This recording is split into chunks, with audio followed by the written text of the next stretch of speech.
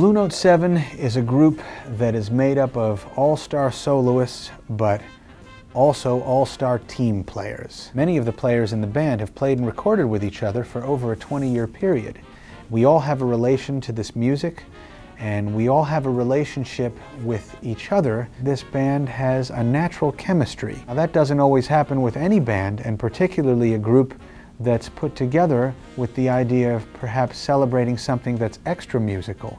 But in this case, it was extra musical.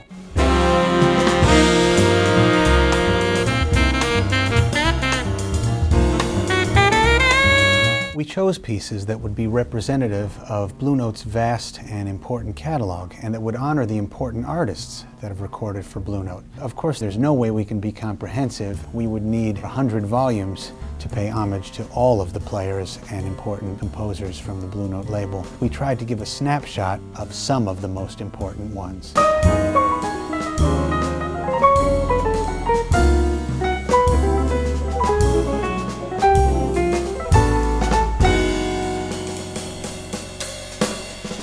The arrangers chose the pieces that spoke to them and pieces that were some of their favorites. The process is a collective process. I worked as a guide to see that we represented as many artists as possible and as many varying moods as possible and as many types of compositional frameworks to improvise on as possible.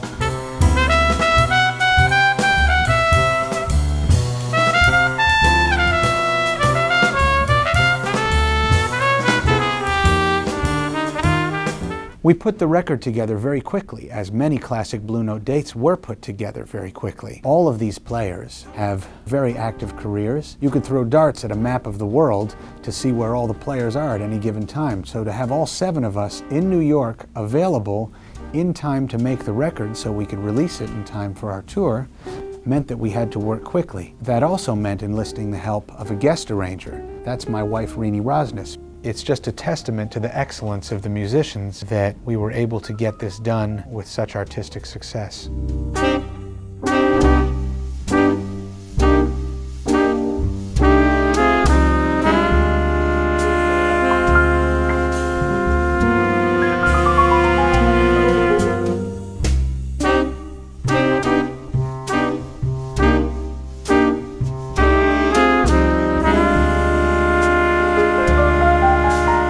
I think all of the players who did arrangements for the band brought their own personal stamp. These are arrangements that we play as we hear them now, with a relationship to the past, a feeling for the present, and a look towards the future. All of the musicians on the date really cared about doing their best work. It was very inspiring to hear musicians of this caliber play with such consistency and get the type of work that we needed to get done quickly at the level that these musicians work.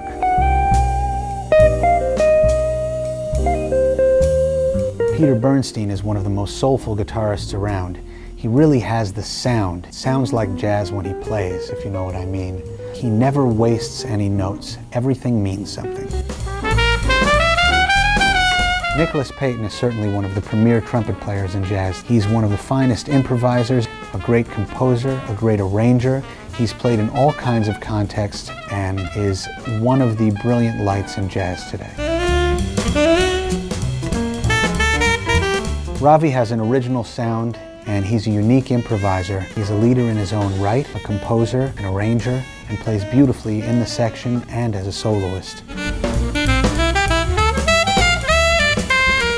Steve Wilson is one of the premier alto saxophonists and flutists and really has the experience of playing with a band. He knows how to blend in a section and make the band that much better. He wrote some beautiful arrangements for the CD, Bobby Hutcherson's Little Bee's Poem and Monk's Crisscross.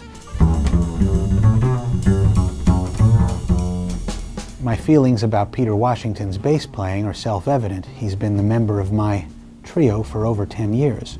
As Red Mitchell used to say about the best musicians, we never say the best, but we can say of whom there is none better. The same can be said for Louis Nash, who's played with just about everyone worth playing with. He is an incredible team player, a leader, a brilliant soloist, a brilliant accompanist, and he swings you into bad health. It's really a privilege to play with musicians of this caliber.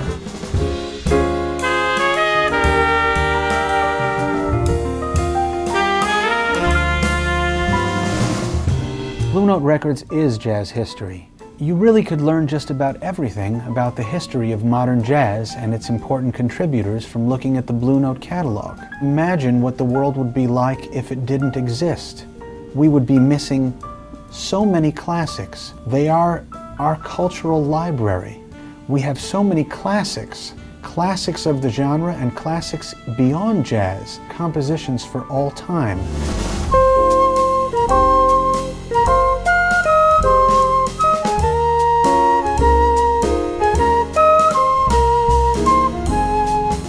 This band is going on the road. We're going to be touring the United States from January through April. We'll be continuing later in the year, in the fall, in Europe. We will always keep each one of our performances vital by infusing it with new repertoire, different soloists, different frameworks, and different set orders.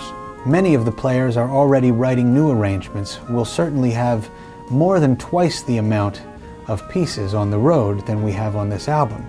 Perhaps there'll be a Volume 2 and a Volume 3. I would not be surprised if that happens.